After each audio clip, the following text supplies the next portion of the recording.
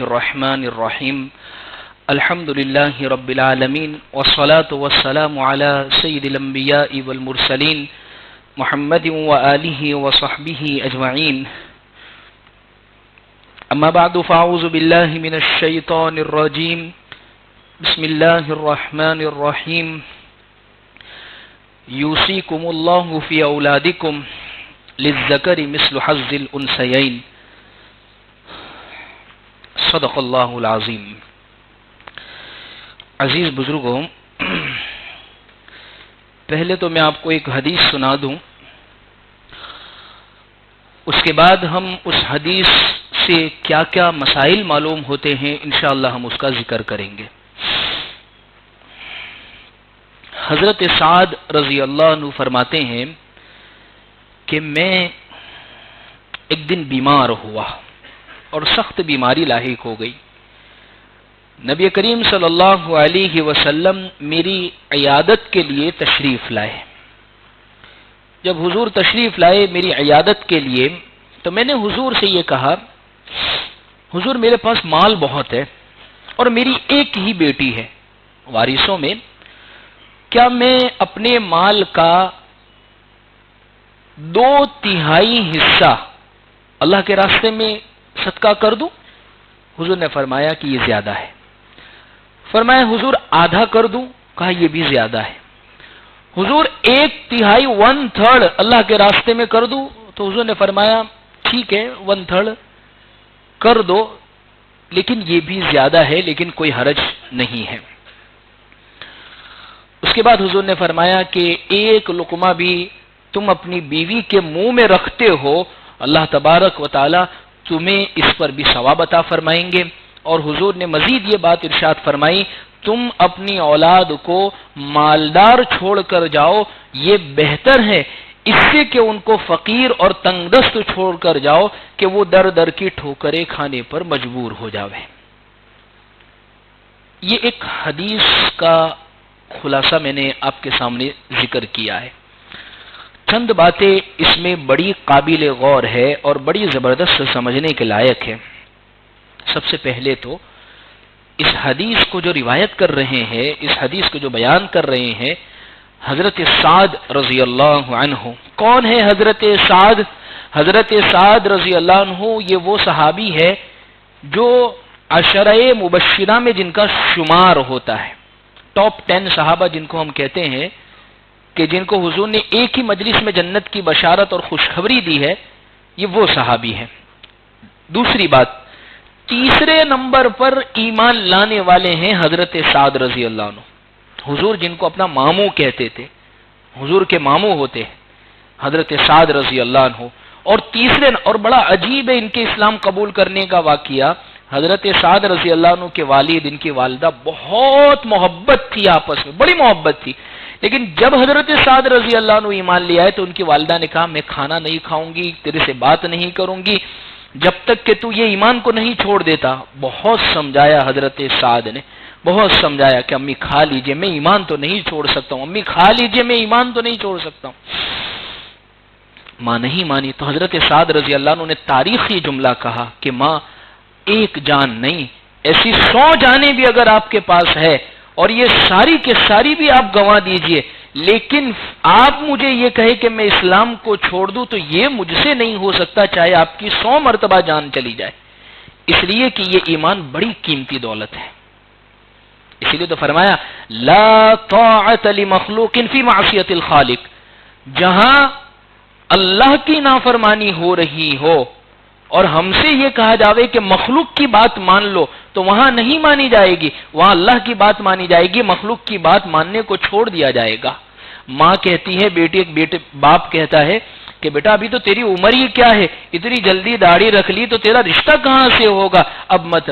میں اپنی ماں کی بات مانتا ہوں، اپنے باپ کی بات، تو یہ ان باتوں میں ان کی اطاعت ثواب نہیں ہے بلکہ گناہ ہوگی، اس لیے کہ لا طاعت لمخلوق فی معصیت الخالق۔ خیر حضرت سعد رضی اللہ عنہ کی والدہ نے جب یہ سنا تو اس کے بعد اپنی جو قسم کھائی تھی وہ توڑ دی اور کھانا پینا انہوں نے شروع کر دیا۔ یہ ان کا قبول اسلام۔ اسلام کے اندر سب سے پہلے تیر چلانے والے حضرت سعد رضی اللہ عنہ، سب سے پہلا جو تیر اسلام نے جو چلایا ہے وہ حضرت سعد رضی اللہ عنہ. حتیٰ کہ سارے صحابہ نبی سے کہتے ہیں کہ اللہ کے رسول میرے ماں باپ آپ پر قربان ہو. سب صحابہ یہ کہہ رہے حضور میرے ماں باپ آپ پر قربان ہو. ہم بھی کہتے ہیں حضور میرے ماں باپ آپ پر قربان ہو. حضرت سعد رضی اللہ عنہ یہ ایسے لوتے اور اتنے پیارے صحابی ہے. حضور غزوہ احد کے موقع پر حضرت سعد رضی اللہ عنہ کو تیر دے رہے ہیں اور فرما رہے ہیں ارمی فدا کا ابی و امی، سعد آپ تیر چلائیے میرے ماں باپ آپ پر قربان ہو. حضور اپنے ماں باپ کو حضرت سعد پر قربان کر رہے. اور دو دعائیں دی اللہ کے نبی نے حضرت سعد رضی اللہ عنہ کو. پہلی دعا تو یہ ہے اللہم سدد رمیتہ، دوسری دعا یہ ہے اللہم اجب دعوتہ، اللہ ان کے تیر اندازی کے نشانے کو درست کر دیجئے. حضرت سعد فرماتے ہیں میرا کوئی تیر خالی نہیں جاتا تھا، حضور کی دعا ہے. اور دوسری بات کہ اللہ ان کی جب بھی یہ دعا کرے ان کی دعا کو قبول کیجئے، یعنی مستجاب الدعوات جب ہاتھ اٹھاتے تھے اللہ ان کی دعاؤں کو رد نہیں کرتے تھے. یہ حضرت سعد رضی اللہ عنہ. اور لکھا ہے کتابوں کے اندر کہ ایک مرتبہ حضرت سعد رضی اللہ عنہ کو کوفہ کا گورنر بنایا تھا. کوفہ کی مسجد میں نماز پڑھاتے تھے. تو حضرت عمر کے دور میں حضرت عمر کو کوفہ والوں کی شکایتیں مدینہ میں پہنچی اور حضرت سعد رضی اللہ عنہ کی یہ شکایتیں پہنچی.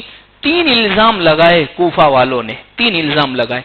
پہلا الزام یہ لگایا کہ لا یسیر بالسریہ، دوسرا الزام لا یقسم بالسویہ، تیسرا الزام لا یعدل بالقضیہ، کہ یہ دوسروں کو تو اللہ کے راستے میں بھیجتے ہیں خود نہیں جاتے. دوسرا الزام یہ لگایا کہ یہ مال کی تقسیم برابر نہیں کرتے. تیسرا الزام یہ لگایا کہ یہ فیصلہ برابر نہیں کرتے، اپنے والوں میں فیصلہ جب کرتے ہیں تو لچک ہوتی ہے اور دوسروں پر سختی ہوتی ہے. یہ 3 الزام حضرت سعد رضی اللہ عنہ پر لگائے گئے.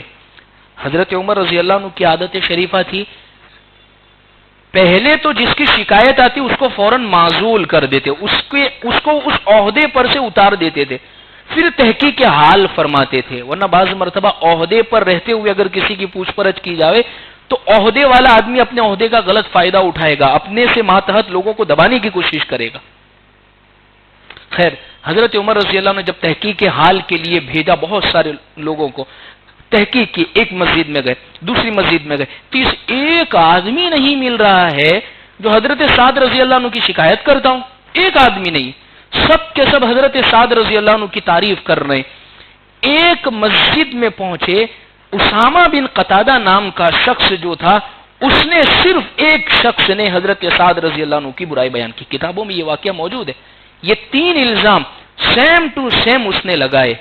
معلوم اس سے یہ ہوتی ہے بات، بعض مرتبہ ہمارے درمیان میں کسی شخص کے متعلق کوئی بات پھیلائی جاتی ہے، ہم یہ سمجھتے سب لوگوں کو خبر ہے، خبر سب کو نہیں ہوتی ہے. ایک ہوتا ہے، ایک بدچلن اور ایک بدزبان شخص ہوتا ہے جو سب لوگوں کی زبانوں کے اوپر اس چیز کو جاری کر دیا کرتا ہے. ایک شخص بدنام کرتا ہے.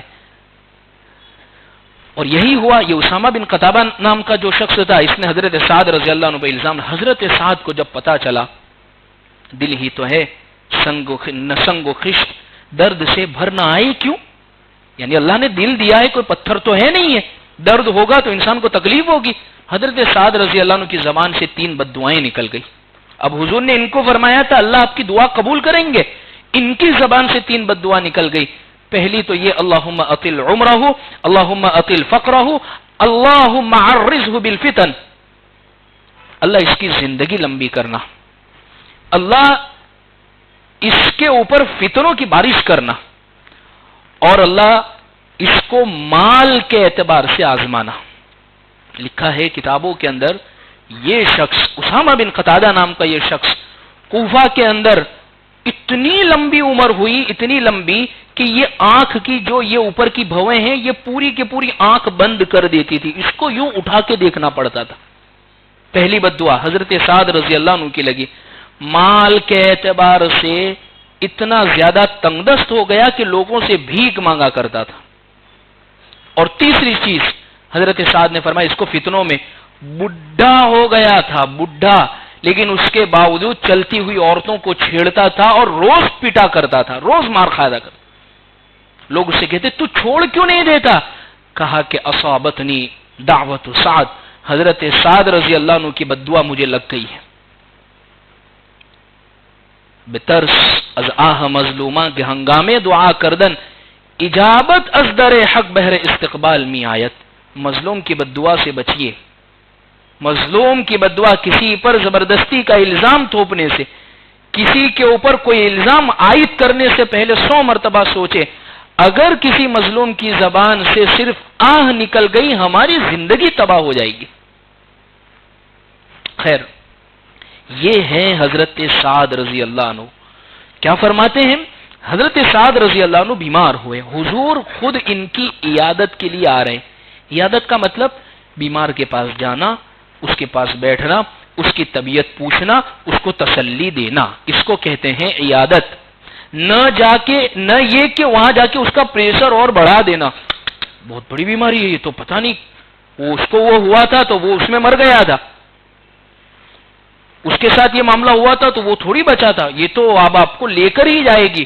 یہ تو حضور نے کیا سکھایا؟ بیمار کے پاس جائیں، سب سے پہلے اسے یہ کہے لا بأس طہور انشاءاللہ، اس کی ہمت بنائے۔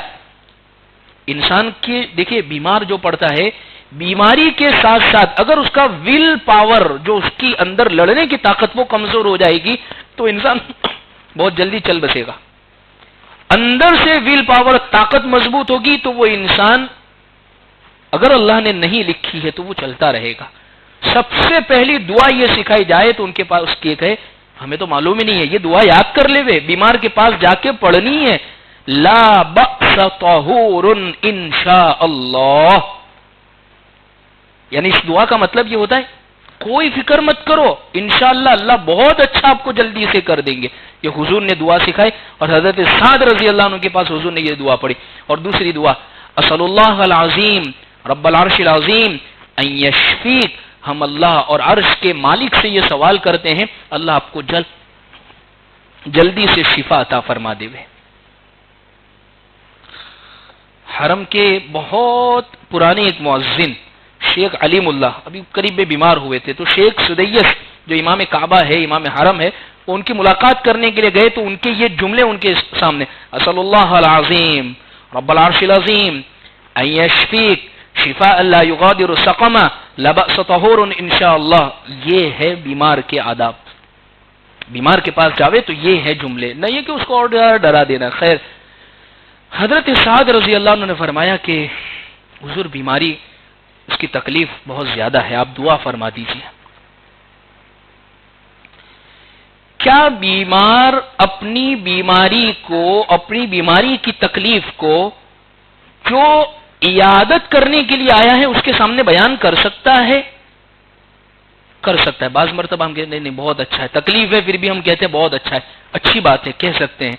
لیکن اگر تکلیف ہے اور تکلیف میں بہت قریبی دوست آ گیا، آپ کا بھائی آ گیا، آپ کا قریبی رشتہ دار آ گیا اور اس کے سامنے آپ نے اپنی تکلیفیں بیان کر دی، تو کیا کر سکتے ہیں؟ اللہ کی ناشکری تو نہیں ہو جائے گی؟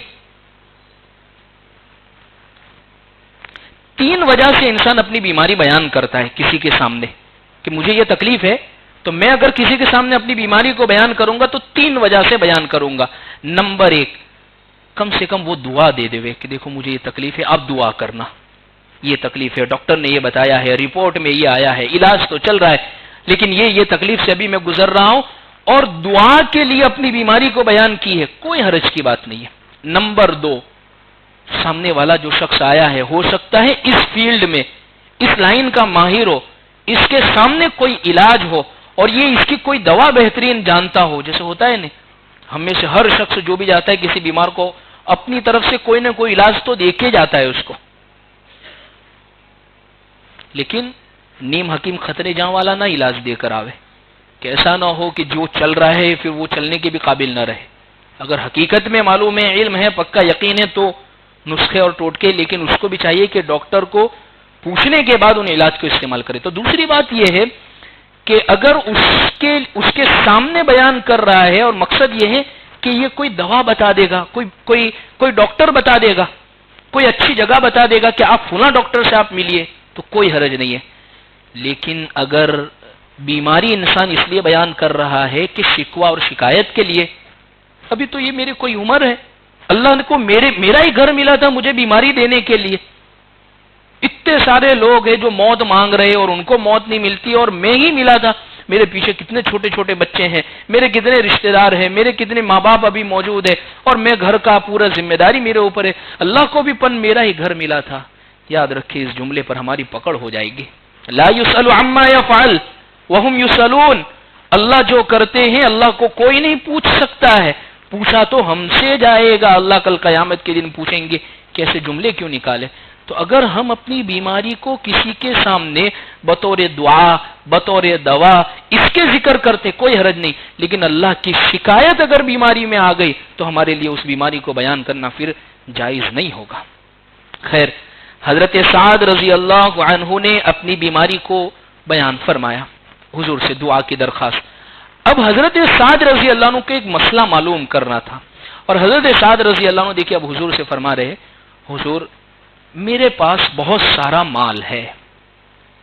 اس سے ایک بات سمجھ میں آتی ہے، مال کی کثرت، بہت سارا مال ہونا یہ مضر نہیں ہے یا نقصان دہ نہیں ہے، یعنی اس سے ہمارے دین میں کمی نہیں واقع ہو جائے گی، لیکن اس کا آنا اور جانا صحیح ہو، وہ آ رہا ہے، کما رہے ہیں حلال طریقے پر، سب حقوق کو ادا کر رہے ہیں، اور اس کو خرچ جو کر رہے ہیں وہ بھی اللہ کی رضا اور اللہ نے جن جن جگہوں پر خرچ کرنے کا حکم دیا، تو مال سے بہتر تو پھر کوئی چیز ہو ہی نہیں سکتی ہے انسان کے لیے۔ حضرت سعد رضی اللہ عنہ نے فرمایا کہ حضور میرے پاس بہت سارا مال ہے اور میری ایک ہی بیٹی ہے، جس کو ہم کہتے ہیں اپنی گجراتی زبان میں سیدھی لیٹی کی وارث، ایک ہی ہے بیٹی بس، اور کوئی نہیں ہے میرے آگے پیچھے۔ تو اب میرا دین یہ چاہتا ہے کہ میں اپنے مال کو 3 حصوں میں تقسیم کروں اور اس میں سے ایک حصہ اپنی بیٹی کو دوں اور باقی 2 حصے وہ اللہ کے راستے میں دے دوں۔ حالانکہ خیر کی جگہ پر ہی حضرت سعد رضی اللہ عنہ خرچ کرنے کو کہہ رہے تھے۔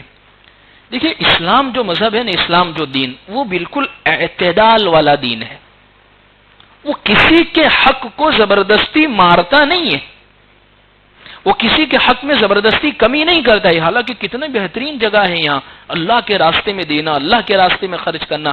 کہا اگر کوئی انسان اپنی زندگی میں وصیت کرتا ہے اور وہ پوری جائیداد پراپرٹی اولاد سے انبن ہوئی، اولاد مان نہیں رہی ہے اور اولاد کے نافرمان ہو گئی ہے، تو فوراً میں تو مسجد میں لکھ کے چلے جاؤں گا، میں تو مدرسے میں لکھ کے چلے جاؤں گا، تمہارے ہاتھ میں 1 روپیہ نہیں آنے دوں گا۔ 2 حدیث سناتا ہوں اس پر۔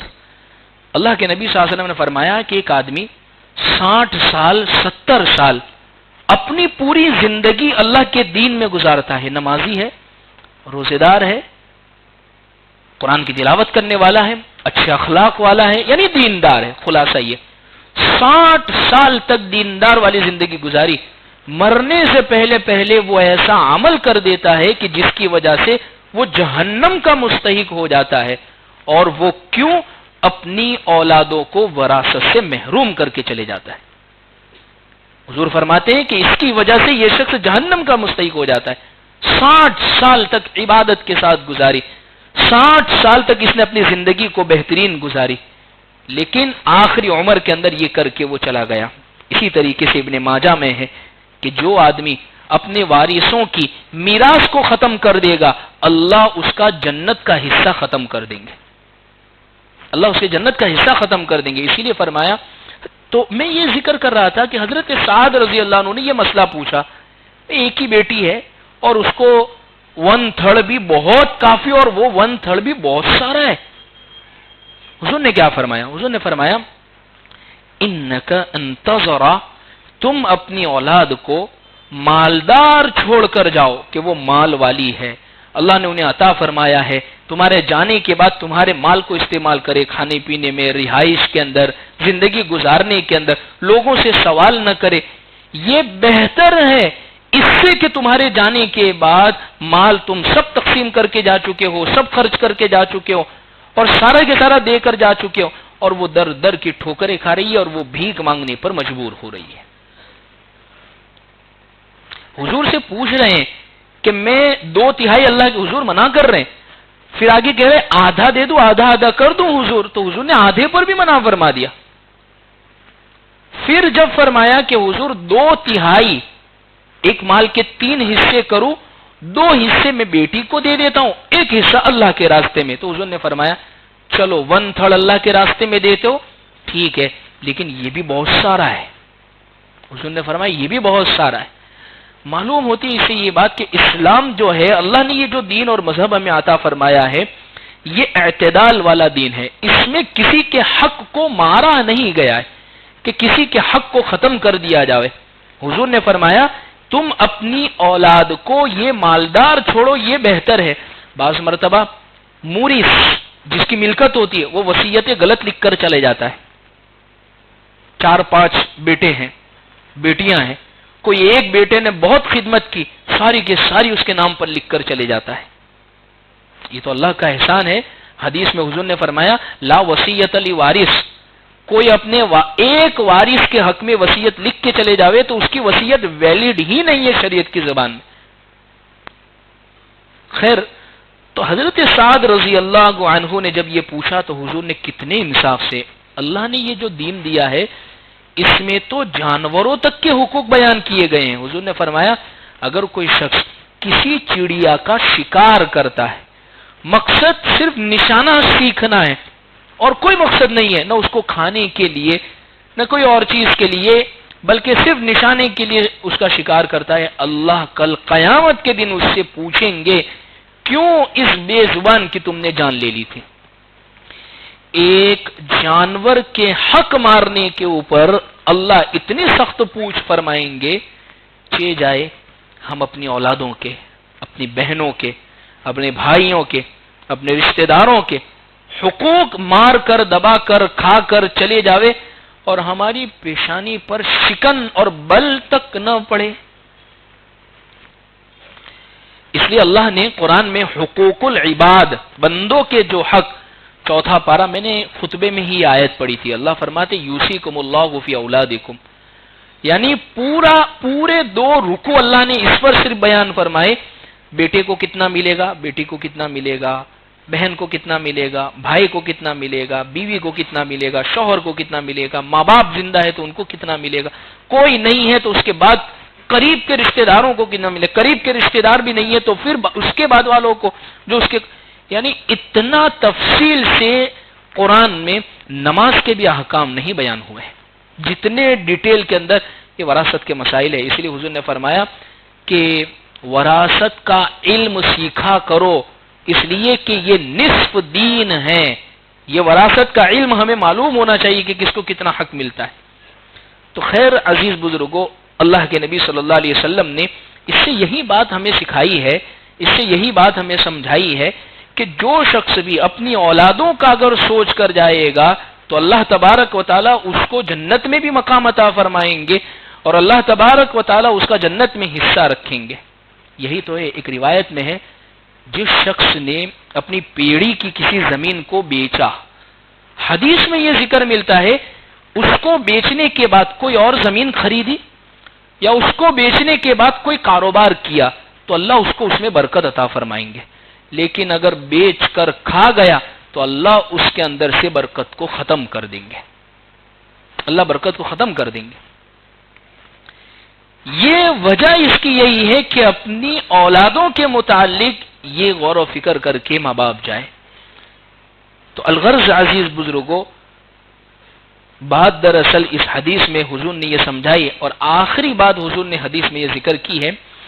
اصل میں حضرت سعد رضی اللہ عنہ آخری عمر میں یہ مسئلہ پوچھ رہے ہیں حضور سے وراثت کا، اور حضرت سعد رضی اللہ عنہ کو حضور نے یہ مسئلہ تو سمجھا دیا، لیکن آخر میں حضور نے ساتھ میں یہ بھی بیان فرمایا کہ دیکھو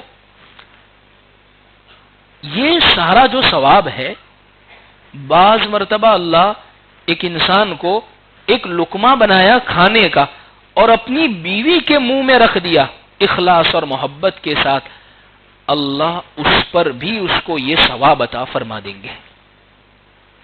اللہ کے یہاں جو عمل کی قدر و قیمت ہے وہ دراصل اخلاص سے ہے، عمل کی قدر و قیمت۔ جس عمل کے اندر سے اخلاص نکل گیا جس عمل کے اندر ریاکاری داخل ہو گئی، اپنے ذاتی جذبات داخل ہو گئے، دوسرے کے حق کو چھیننا داخل ہو گیا، کوئی کام، بعض مرتبہ انسان وراثت کے مسئلے بھی پوچھتا ہے لیکن اس کے دل میں چور چھپا ہوا ہوتا ہے، مقصد اس سے یہ ہوتا ہے کہ دوسروں کا حق کیسے ضائع ہو جاوے، مقصد اس کا یہ ہوتا ہے کہ میں کیسے اس کو حاصل کر لوں۔ اس لیے اصل جو تمام اعمال میں جو مقصود ہے وہ اخلاص سے کیا ہوا عمل ہے۔ اللہ سے ہم دعا کرتے ہیں کہ جتنی بھی باتیں بیان کی گئی ہیں ایک مسلمان کے حقوق کے تعلق سے، رشتہ داروں کے حقوق کے تعلق سے، اولادوں کے حقوق کے تعلق سے، اللہ ہم سب کو اس پر عمل کی توفیق عطا فرمائے۔ وآخر دعوانا ان الحمدللہ رب العالمین۔